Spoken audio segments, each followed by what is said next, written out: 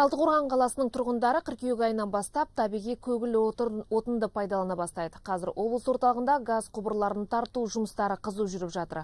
Ол 4 кезеңге бөлінген. Алғашқы кезекте тұтынушы саны 4000-дай болса, олардың қатары кезең-кезеңмен көбейе береді. Қазір тұрғындарға газ жеткізу мәселесі облыстың бірнеше ауданында қатар атқарылуда. Өңірдегі тілшіміз әңгімелейді.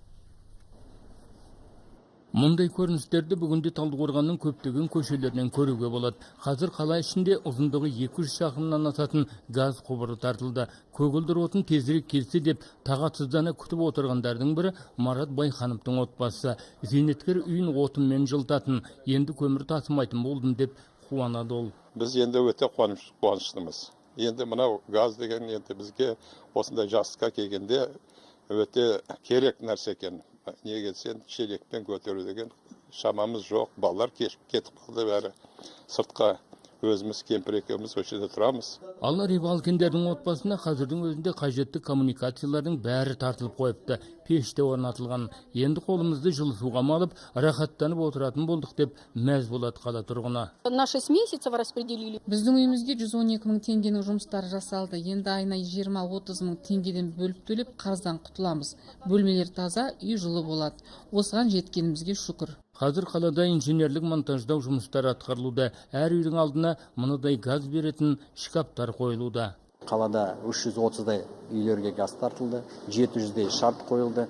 Қазіргі осы күзде газ келеді деп жоспарлауда. Бұны керекті қаражат бөлініп, тікелей облыс басшысының қадағалауында бұл тұр. Жалпы газ бөлу желілерінің ұзындығы 170 шақырым болады.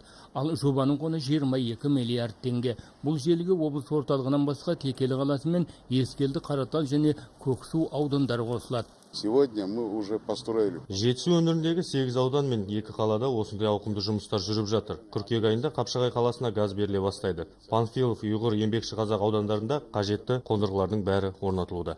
Атап айтарлық тағы бір жайт, аймақты газбен жабдықтау жөніндегі осы үлкен жобаға мемлекеттен өзге жекеменшіктің де инвестициялары тартылуда. Жыл соңына дейін олардың жалпы көлемі 37 миллиард теңгеге жетеді дейді тапсырыс берушілер. Қазір облыстың оңтүстік өңіріне, тіпті сонау шекара шебіндегі Райымбек ауданына дейінгі елді мекендерге көгілдір отын жеткізудің хам қарекеттері жасалып жатыр. Тілеуқабыл Мыңжасар, Олжас Байбосынов, Хабар 24, Алматы облысынан.